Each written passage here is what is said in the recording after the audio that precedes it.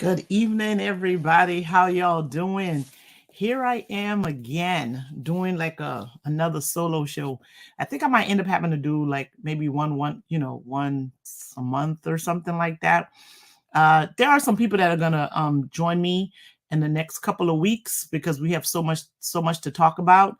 Upcoming, we may have an interview with another school board member. I also plan on having a legislative wrap up take place sometime in the month of May. I also have some candidates that are coming. So we got a lot of things going on. People are, we're in the thick of the 2024 election cycle. People have announced, some people haven't, that we're hoping is going to run. So there's a few things we want to talk about. There was a school board meeting yesterday. We'll talk a little bit about that. We'll talk about this 2024 election cycle, candidates, lack thereof, something like that.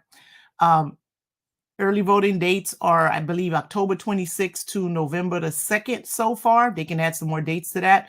And the actual October election is on November the 5th. October, did I say? November election is on November the 5th. Now, in Florida, we do have like primaries. So there's some elections that are going to be taking place in the month of August. And depending on whether or not those folks that have to run in the primaries, if they get 50+1, they're good. If not, then they'll go in a runoff in November. So I'll have more of those dates in the coming months to let you guys know. But the candidates are out there. They're starting to have their kickoffs. You'll probably get invited. You're definitely going to get some ask for some monies to help donate.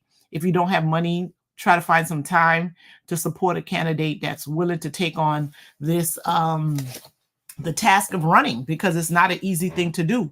I've actually spent the last couple of months participating in some campaign schools and candidate schools. Not that I'm going to run for anything. I'm more interested in managing campaigns. So I've been learning a lot of things. It's not an easy step for a person to take. So those who are willing to do that, if you know someone, you support them, you support their vision. Try to find all types of ways in order for you can help and support them, whether that be with money and or time, or just be an ear for them to listen to as they go through the process, because they need all of those folks to help them go through this, right? All right, so I think that was all the housekeeping things that I want to talk about. Make sure you register to vote if you haven't done that.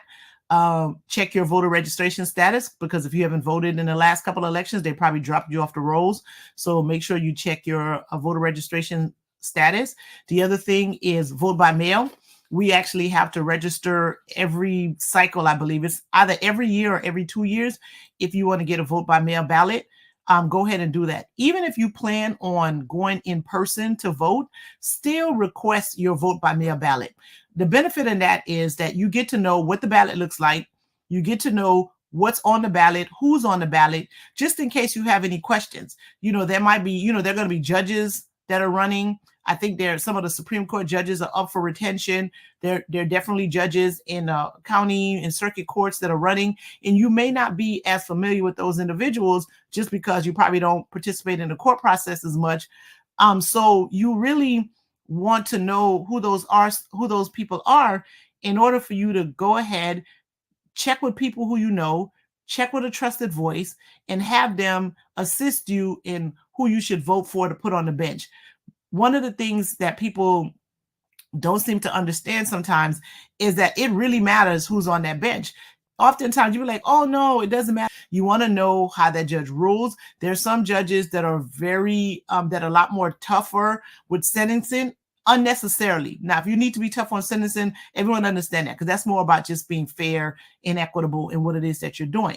However, there's some judges that are tough on sentencing unnecessarily. You want to know that. You want to know if that person doesn't believe in rehabilitation or doesn't have compassion. So you don't want to put somebody on the bench that shouldn't be allowed to stay on the bench, right? Everybody, because they served one term, if they're not administering justice the way we think or you think they should be, then they shouldn't be allowed to keep their seats, and you should vote them out.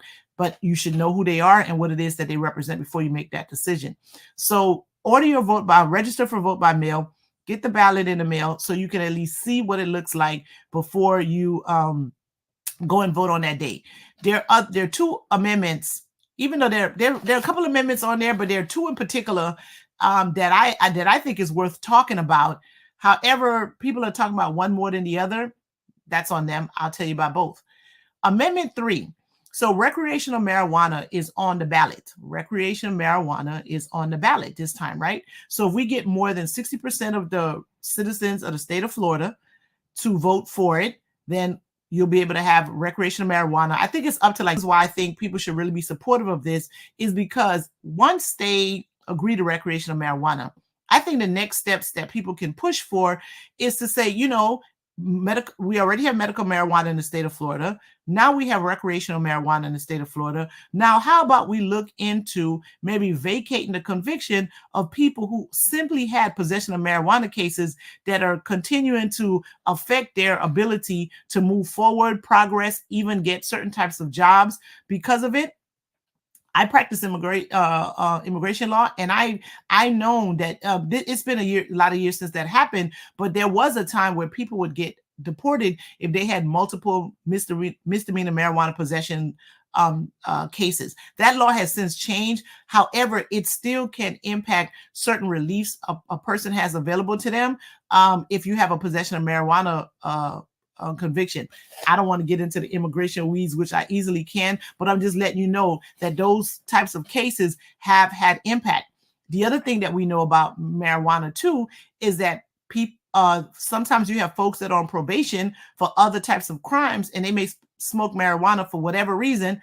I'm not saying with a prescription, for whatever reasons, and you could get your probation violated for that, right? So we really need to focus on getting Amendment 3 to pass, even though, like I said, a lot of folks, not as many folks as I think are talking about it as they should, but I really want to encourage you to make sure you're registered to vote, get your vote by mail ballot, familiarize yourself with the amendments that's going to be there, and vote yes for Amendment 3. All right. The other one that's on the ballot is Amendment 4. That is the reproductive rights amendment. And that's the one that most folks are talking about because we know that Florida has just implemented, I believe it's a 6-week abortion ban. I think that's what it is. It's either 6-week.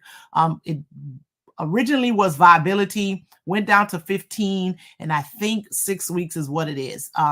Don't 100% quote me on that because I'm having a bit of a brain kind of fart moment right now. But I believe it's at 6 weeks. These are the types of things that should not be left up to legislators to make. Those types of decisions should be made with women, their families, their doctors. Those are the folks that should make decisions about, those are the people that should make a decision about whether or not a person should bring a child into the world or I'm going to leave it right there. That should be their decision because there are medical circumstances in which a person may not be able to do that. There might be other circumstances where that's not what is the best thing for them. And those decisions should be made by that individual and their doctors and the people that are important to them in their lives, not legislators. Now, there's another part of this that may, that may take me into a space of talking about sexism. I think I need to leave that for another day when I have a co-host so we can, you can get the varying perspective on this. One of the things we also need to stop doing is allowing men to make decisions about women. And the way you do that is that you elect more women. And the way that happened is that more women need to run for office, right? More women need to run for office. And I mean all different types of women, right? Not just white women, women of color, Black, Asian, Native American, Hispanic. However, we definitely need more women in office so they can add this perspective. Now, it seems as though we have some in office and they may be worse than the dudes, right? They're worse than the guys. And that's partly because I believe they're mainly protecting their own self-interest, not just the interests of women in general.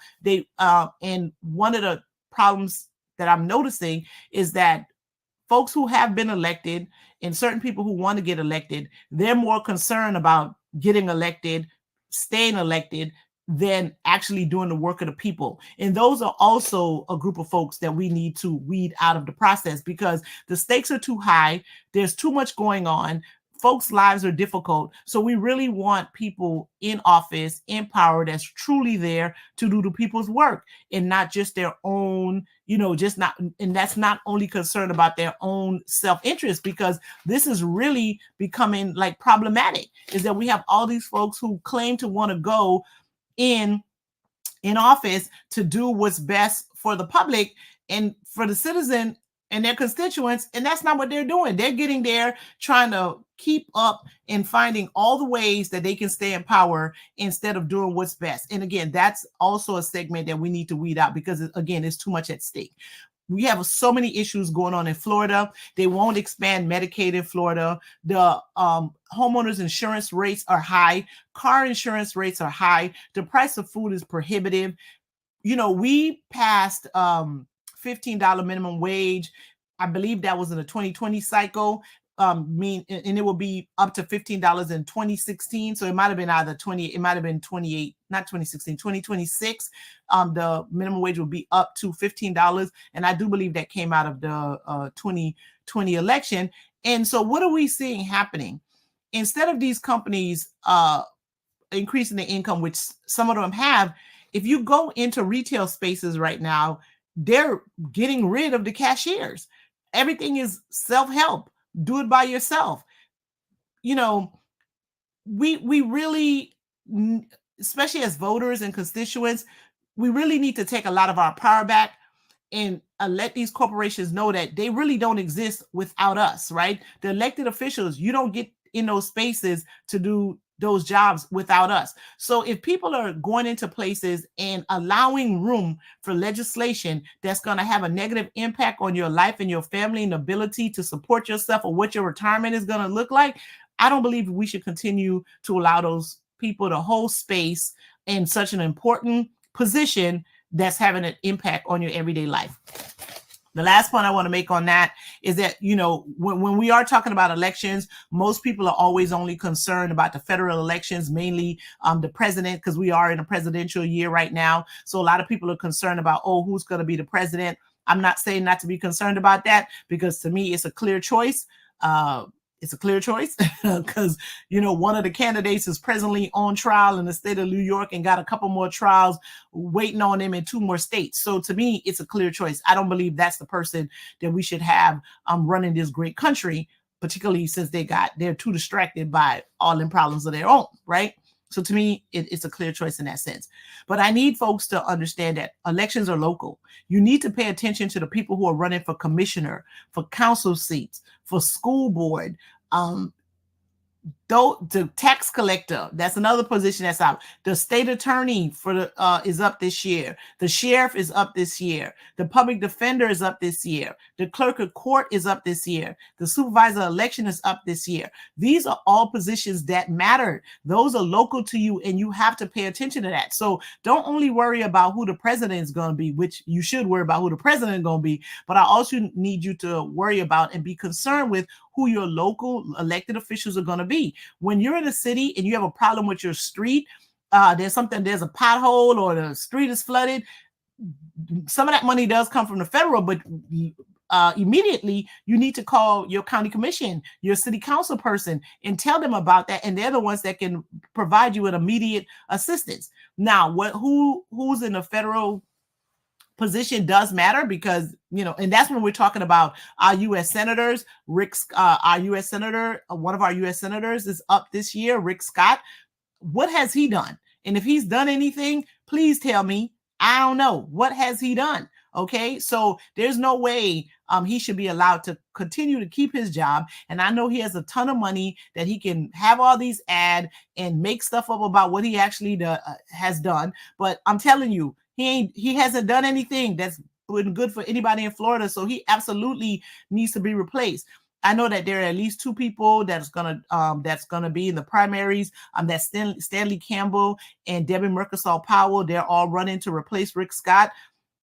At this point, I'm not telling you who to vote for, but in terms of one of those candidates, but I'm telling you who you shouldn't allow to keep that job, and that is Rick Scott. Because again, what has he done and what is he doing? You don't even hear from him right now, right? All right, so we definitely need to change that. You also have your congressional seats, your U.S. rep seats.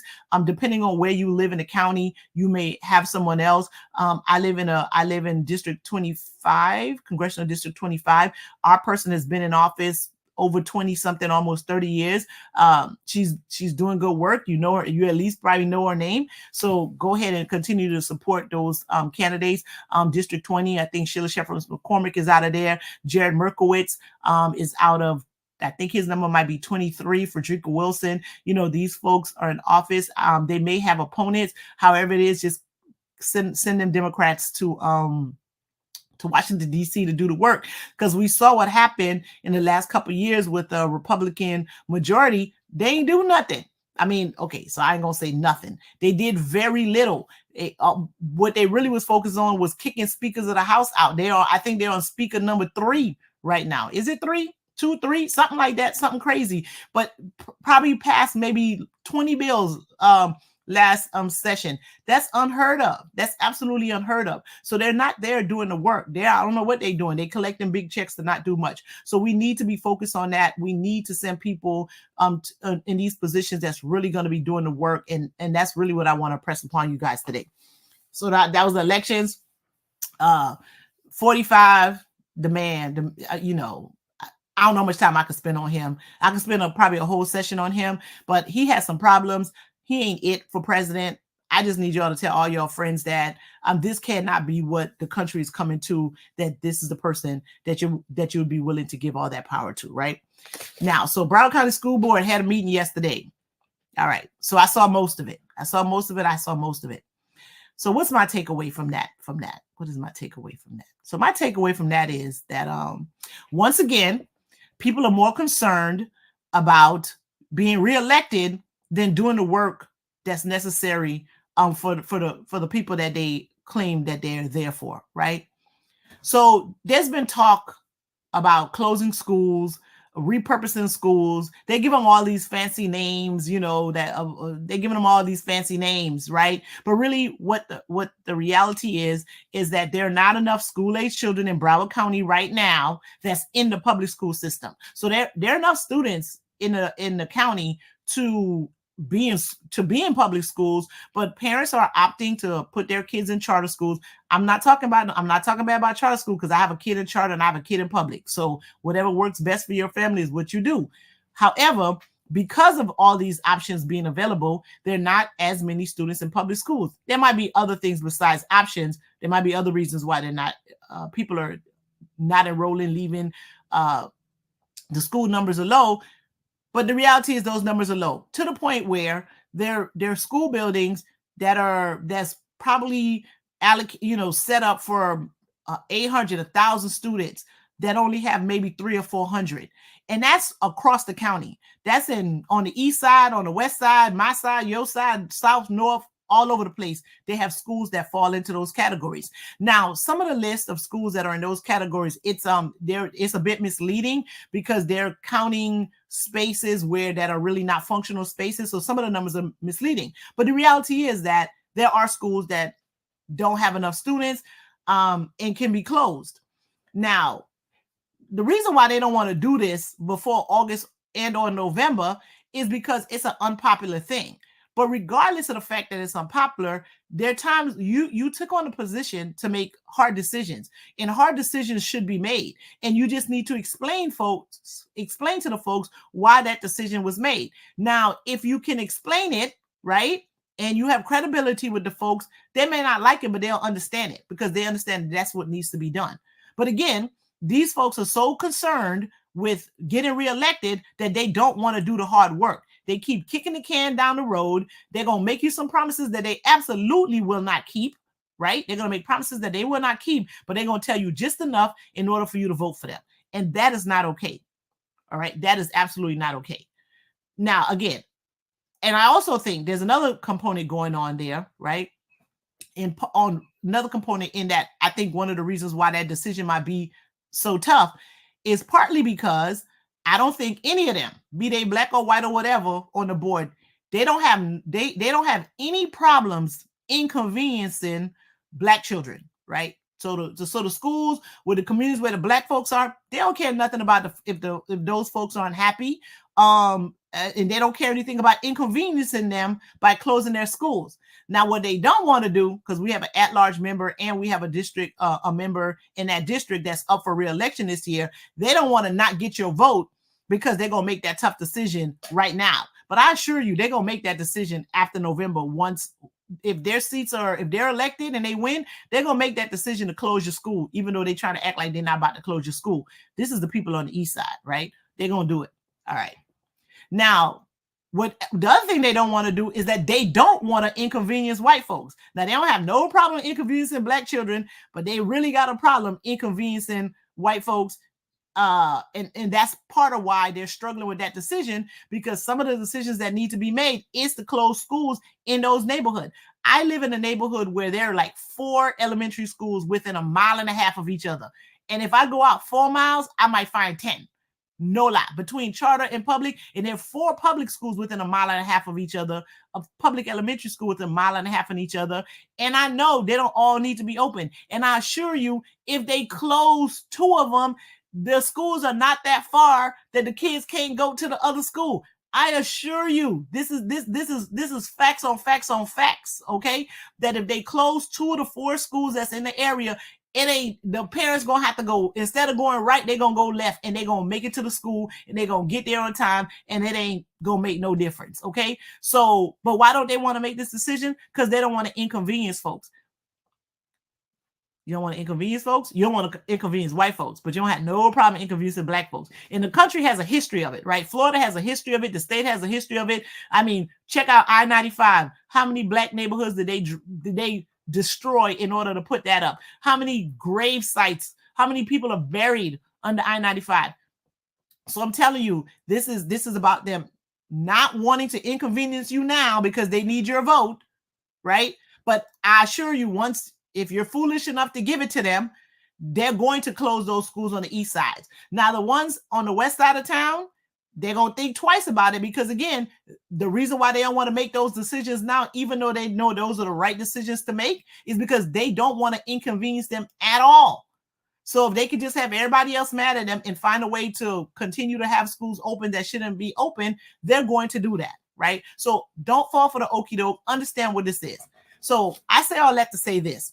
There, 4 out of the 5 seats as of the last time I checked, which wasn't this morning, were running unopposed. That can't be it, y'all. That can't be it. And I'm talking like, what, I should step up to the plate and do it. I'm just gonna let y'all know, for real, I can't afford to do that, right? I don't got no, I can't afford to do that. So, and that's not necessarily my ministry. My ministry might be a little bit different, but at the end of the day, I can't afford to do that. But for those of you who can, right? Those of you who can, please do it. These folks, there's no way in the world these people should run unopposed at all. If not just for the simple fact that they need to answer questions on a forum for people to really know where they stand, and then have them put on the record what their positions are going to be on all of these tough issues that's coming forward. We need to do that. So I need y'all to go sign up. Like I said, if anybody's running and you want me to go help you get some petitions signed, I'm telling you, I will help you. I will absolutely help you. I said that before with another candidate. He was running against somebody who I thought shouldn't have been it. And I was like, I will go and canvass for you, and I will. And I'm telling you, I'm going to do that. But there's absolutely no way on this planet. There's no way on this planet that 4 of those 5 seats should be unopposed. Not with what we got going on, not with all the chaos that we see happening at that school board. These folks took a job to make some tough decisions, do what's best for the county, and they're not doing that. They're not doing that at all. They're not doing what's best. They're dragging folks that they shouldn't drag. The mayor of my city went there to ask for $30,000 to do I think it was it's a program with some students with the airlines, with the airport or something like that. $30,000. I mean, he was there asking for that money probably 30, 40 minutes, if not an hour. And, they're like, it's not that I don't think it's a good idea, but I think we should move it to the 30 grand. And you guys like give people $50,000 to hire folks that don't last. You give people $100,000 for software that ain't nobody using. You know, you're trying to spend millions of dollars on police officers and a force that y'all couldn't afford. You know, but now when this black man comes and starts asking for $30,000 to do something for the benefit of children, which y'all would sit there to do, y'all got a whole problem doing that and got to haul and make him go through all that to do something that's actually beneficial for the work of the students. Are you kidding me? And then on top of, so that was the week before. And then not last week, this was yesterday. Well, it started last week, going on yesterday. You know, y'all out here trying to pay 2 superintendents for what? Tell me why you think a person that had only been on the job 9 months need to stay on the job for another 7 months to help do what? You know what I'm saying? Ain't like he been there 3-4 years, really know what's going. Bro, he been there 9 months. He don't need to be there 7 more months to help nobody transition nothing, because how much did you actually learn in those 9 months? Okay. Now, and so, and this is where I hate bringing up race, but this show is called Race and Races. So I got to bring up a little bit race.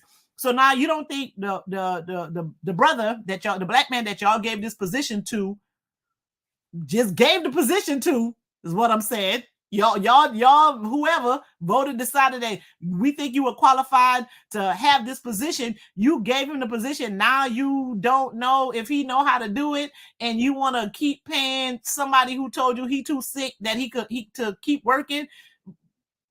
What? And y'all worried about how money is spent in this district? How? And you had another person going through the ringer for $30,000, but y'all about to create a $500,000 problem right now. I mean, this absolutely just it's just too much, and it needs to end.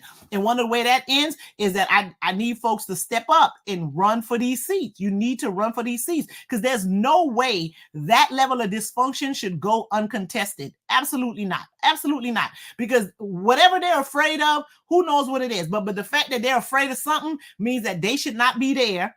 They should not be there, because this ain't no position or nothing that you should be doing and operating and dealing with in fear. Okay, because when you're operating in fear, you're gonna make mistakes and you're gonna do things that you think is gonna be beneficial to you, but you're not in a position to make the best decision for the children in this district. Another conversation, they were talking about some books that they need. They needed to vote on it now because they got some contract, but then now they want to wait till May for what? You guys are supposed to really be ready to talk about books and stuff that's needed for the school. Like, that's what y'all dare to do. But instead, they're always fighting about some contract, this, that, whatever, that has nothing to do with the business of actually dealing with children. Okay. And so I can't see where the heart is with this entire board. Now, there's some individuals there that I'm not talking about everybody. There are some individuals there that are doing good work, and that's helping the community see through the foolishness that was happening on the board for a very long time. And I appreciate that they're bringing that to light, right? And because they're bringing that to light, we also need to accept the reality that there are people there that does not have the skill set, the wherewithal in order to handle the tough decisions that needs to be made in the upcoming months for the benefit of the children in Broward County. They're just not there, because you know what schools y'all gonna close. Just close them and deal with the smoke. Okay, that's gonna come. It's gonna be smoke regardless. It's gonna be smoke regardless. But you can't move on because you stuck right there, right? So that's that on the school board piece. And then the other thing that we need to concern about is, again, we need to have people in that. And I don't want to be dropping no accusations, but I'm gonna have to just say this, right? So one of the things we have to be careful of is that people really are there for the interests of the students. Because when this whole thing about selling these and repurposing these buildings, whatever word they want to use, we got to be careful about what kind of relationship those board members have with other city officials, people who, the county commission, city council, whoever, you got to pay attention, because what you don't want is have people on the board that's interested in doing things that's going to benefit them. And I'm not saying going to benefit them in no financial way or whatever way it's going to be, but they're not there to go look out for their friends, right? They can't go out. They're not there to look out for their friends. They're not there to look out for their city like that. They're there to look out for the best interest for the students that go to school in Broward County. And that's what they need to be concerned about, right? And that's who we need there. And it seems like these folks, they vote, they be inviting city commissioners and city council people to the board meeting for what? Because they already know what they could do with those buildings. They already know what they could do with the real estate. And we know what the value of real estate is in South Florida. But what we don't need to have happen, since so many people are interested in the East Side, particularly District 5, is for people to be going there and pricing the folks out of their neighborhood, which we already see what's happening, right? And so we need folks that's really going to be concerned about what's going to be in the best interest for the people that's already living in those communities, for the students that's already going to school in those communities.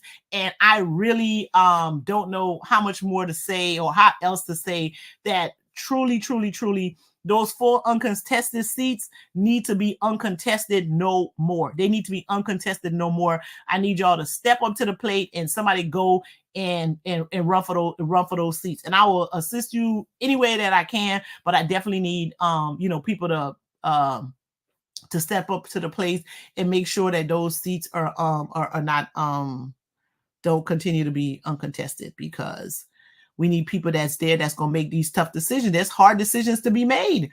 They got charter school money to pay. They got, again, schools that have to be closed. They got a discipline. It's not even a discipline matrix that need to be revamped. There are